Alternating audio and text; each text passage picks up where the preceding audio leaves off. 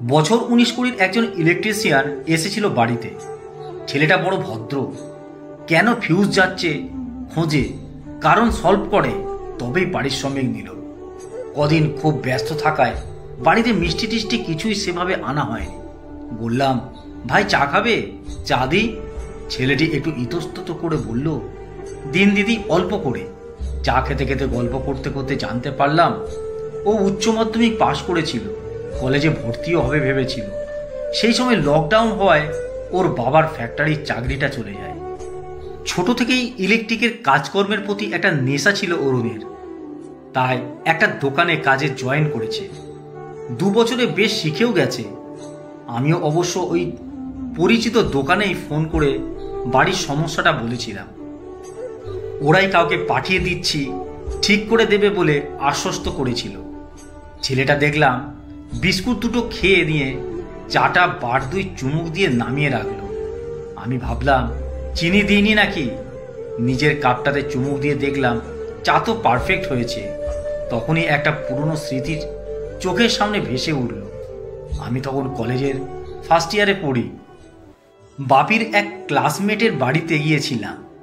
সম্ভবত ওই কাকুর জমি নিয়ে কিছু একটা সমস্যা হচ্ছিল, তাই বাপিকে ডেকেছিলেন। আমি আর বাপি অন্য একটা কাজে বেরিয়েছিলাম। বাপি বলল, দাঁড়া, একবার অমরের বাড়িতে ঘুরে যায়, এই রাস্তাতেই পড়বে।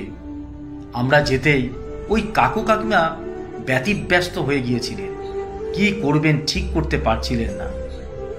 অবস্থাপন্ন বন্ধুকে কোথায় বসাবেন ভেবে কাকুর বেশ অস্বস্তি হচ্ছিল। বাপি দেখলাম ওদের মাটির দুয়ারে চাটাইয়ের উপর নিশ্চিন্তে বসে বলল, তোর জমির কাগজগুলো দে, BLLR অফিসে যাব কাল, একবার ভেরিফাই করে আনবো, বুঝলি? কাকিমা আমাদের কি খাওয়াবেন বুঝতে না পেরে বলছিলেন, চা করি একটু? বাপি হেসে বলেছিল, চায়ে আমার না নেই বৌদি। আমি চা খেতাম না তখন, ইনফ্যাক্ট এখনো ভালোবাসি না, হয়তো দিনে ওই একবার। তাই বলে বসেছিলাম, চা আমি খাই না কাকিমা। কাকিমা বললেন, চানাচুর দেবো, খাবে? আমার কথা শেষ হবার আগেই বাপি বলেছিল, ওর জন্য অল্প দিও বৌদি, ও চা কম খায়। যা বাবা, বাপি আচমকা এমন মিথ্যে কেন বলল? আমি তো সত্যি চা খাই না। কাকিমা নতুন কাপ ডিশে করে চা আর বিস্কুট দিলেন। আমি বিস্কুট দুটো খেয়ে চাটা নিয়ে ভ্যাবলার মতন বসেছিলাম। বাপি চোখের ইশারায় বলল, 2 বার খাও, দিয়ে রেখে দাও। ওদের বাড়ি থেকে বেরিয়েই আমি বিরক্ত হয়ে বাপিকে বলেছিলাম, কেন তুমি বললে আমি চা খাই? আমি কি চা খাই? বাপি হেসে বলেছিল, ধুর পাগলি, তুই কিছু বুঝিস না। সেই মুহূর্তে ওদের বাড়িতে আর কিছু হয়তো ছিল না। তোকে কিছু না দিতে পারলে ওদের মন খারাপ করত, ওরা ব্যস্ত হতো কিছু বানিয়ে দেবার জন্য বা বাজার থেকে কিনে আনার জন্য। এরকম পরিস্থিতিতে চা খাস না খাস বলবি অল্প করে দিতে। আমি হেসে বললাম, অরুণ, চা কি তুমি খাও না? ছেলেটা অপ্রস্তুত গলায় বলল, না মানে চা আমি ভালোবাসি না, মাঝে মাঝে খাই দিদি। বুঝলাম দারিদ্র আর দায়িত্ব মানুষকে অনেক বেশি পরিণত করে দেয়।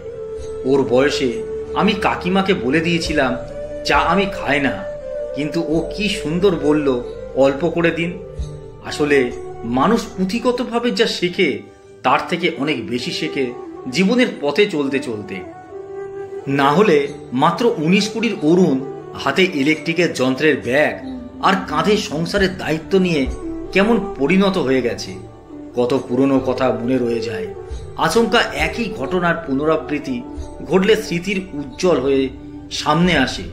কত বোকা ছিলাম ওই বয়সেও। ভেবেই লজ্জা করল।